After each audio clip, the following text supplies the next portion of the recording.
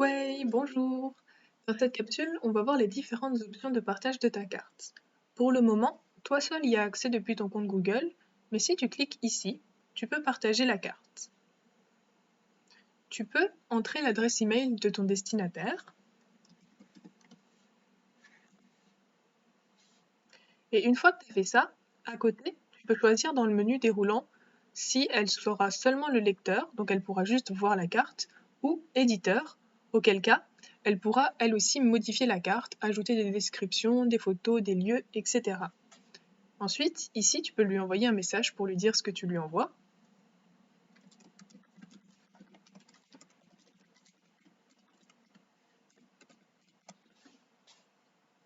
Et envoyer.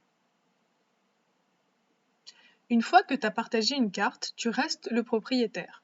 Donc, les personnes avec lesquelles tu as partagé la carte, tu pourras toujours changer leur statut. Par exemple, on peut repasser en mode lecteur ou même les supprimer. La deuxième option, c'est par partage de liens. Tu pourras envoyer ce lien à des personnes par mail, texto, Facebook, etc. ou même le mettre sur ton site internet si tu le souhaites. Toutefois, il y a plusieurs choses à savoir. L'option par défaut, c'est limité, ce qui veut dire que seules les personnes desquelles tu as ajouté l'adresse email pourront ouvrir le lien. Si tu cliques par remplacer par tous les utilisateurs disposant du lien, l'adresse URL de ta carte s'affiche. C'est celle-là que tu pourras copier-coller, donc ici tu peux la copier.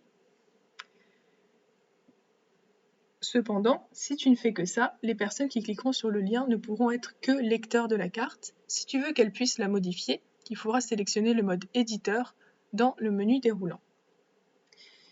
Il faut toutefois noter que si tu mets ce lien sur un site internet, alors toutes les personnes qui ont accès à internet et qui trouvent ce lien pourront voir ta carte, et toutes les personnes avec lesquelles tu as partagé la carte pourront à leur tour la partager, et à ce moment-là, la carte elle sera plus privée. Si tu veux contrôler les personnes qui ont accès à la carte, il est préférable de rester en mode limité et d'ajouter les adresses email des personnes à qui tu autorises l'accès. Maintenant, on va t'expliquer comment exporter le fichier de ta carte si tu souhaites le transférer dans un autre logiciel comme Google Earth Pro ou Google My Maps. Pour ça, il faut cliquer sur les trois petits points à côté de supprimer, ici, et exporter en tant que fichier KML.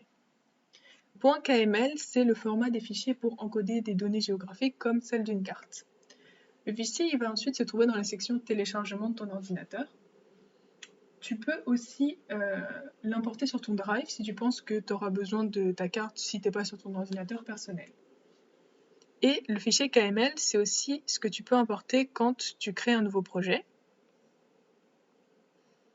Importer un fichier KML à partir de l'ordinateur.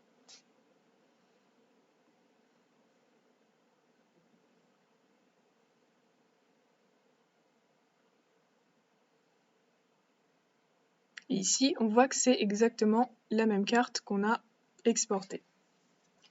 Ce qu'il faut savoir concernant le transfert d'une carte vers un autre logiciel, c'est que lorsque tu exportes en KML, les fichiers n'encodent pas les icônes personnalisées, ni les icônes que tu as changées.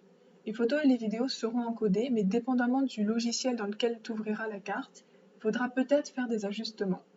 Par contre, tous les emplacements des points, lignes, polygones, ainsi que les noms et les descriptions seront conservés. Donc ça, c'est à peu près tout ce que tu as besoin de savoir pour cette capsule-là. Dans la prochaine capsule, on ouvrira le fichier KML dans le logiciel Google My Maps pour explorer les différentes options qu'il y a dans ce logiciel-là. Et sur ce, on se retrouve dans la prochaine capsule.